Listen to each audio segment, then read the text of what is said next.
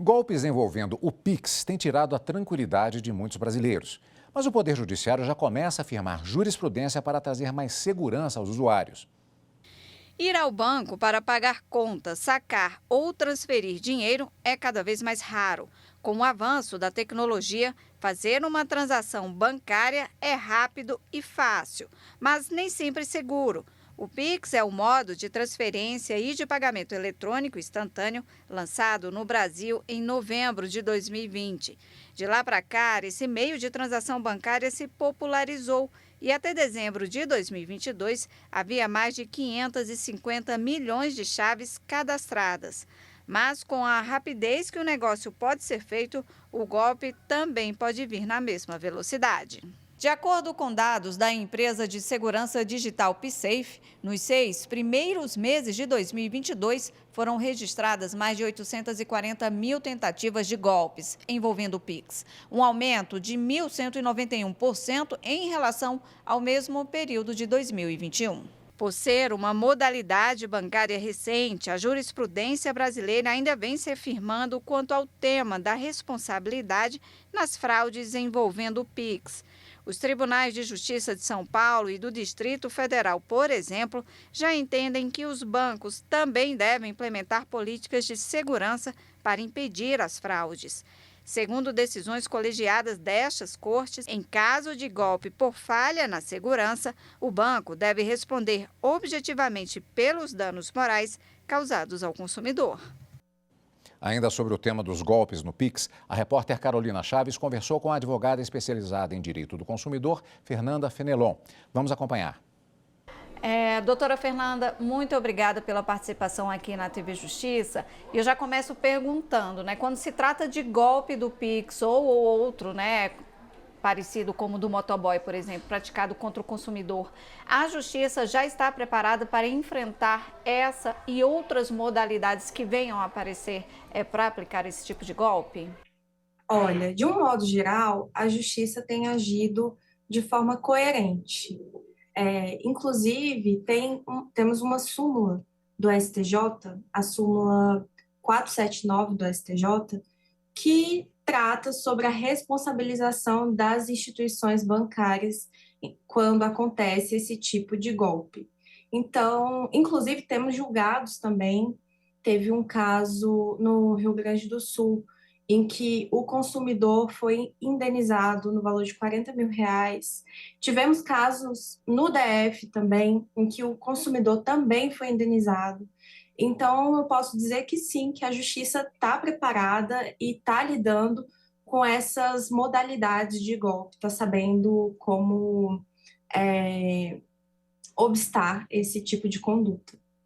A senhora falou na súmula do STJ, a senhora comentou também algumas decisões de alguns estados, alguns tribunais estaduais com relação a isso. Mas a gente pode dizer que, apesar dessa súmula, todos os tribunais ainda não estão cumprindo, vamos dizer assim, seguindo essa orientação do STJ ou não? Eles são obrigados a seguir esse entendimento do Superior Tribunal de Justiça? Olha, a súmula do STJ, ela é, na verdade, uma orientação para que esses tribunais sigam o entendimento. Não é algo obrigatório, mas é algo que acaba acontecendo justamente por conta da uniformização da jurisprudência que o STJ atua desse modo, Então, eu posso dizer que a tendência é ter uma homogeneidade em relação a essas situações.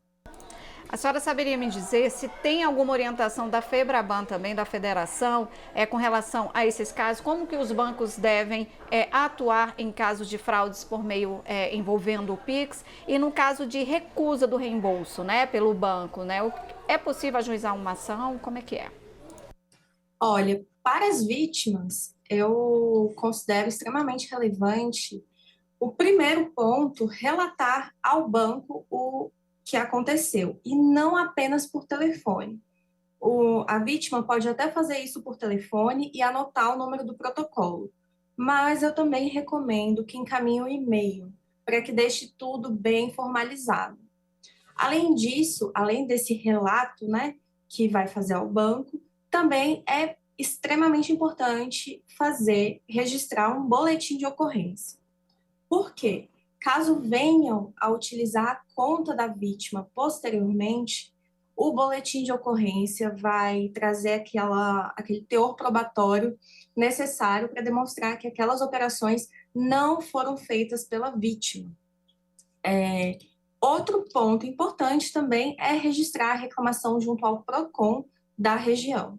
Então, por meio dessas condutas, desses cuidados, a vítima poderá se resguardar para uma eventual ação, né, judicial. Caso o banco se recuse a agir de uma forma diligente diante um golpe, a vítima pode sim ingressar com uma ação. Inclusive, já temos vários casos aqui no Brasil que foram procedentes. Lembrando, doutora, que é crime vender dados, não é isso? É crime e o que acontece? Nós vemos, por meio desses vazamentos de dados, e aí sim eu posso dizer que não tem um preparo quanto à questão judicial, justamente por ser uma modalidade nova de crime, que por meio dessa venda de dados, as pessoas têm acesso a tudo nosso. E esse vazamento, ele se dá de diversas formas, por meio de redes sociais, por meio de acesso a e-mail. Então, nós realmente precisamos nos reeducar de modo a aprendermos realmente como lidar com essas questões relativas aos nossos dados, como tomar cuidado, porque realmente essa modalidade criminosa tem se aperfeiçoado muito. Ok, doutora, é um tema que rende bastante assunto, né? A gente fica cada vez mais exposto a esse mundo digital, né? Que não tem como mais a gente fugir disso, mas tem que ter cuidado e ficar bem atento. Doutora Fernanda, muito obrigada mais uma vez pela participação aqui na TV Justiça. Obrigada, foi um prazer estar aqui com vocês.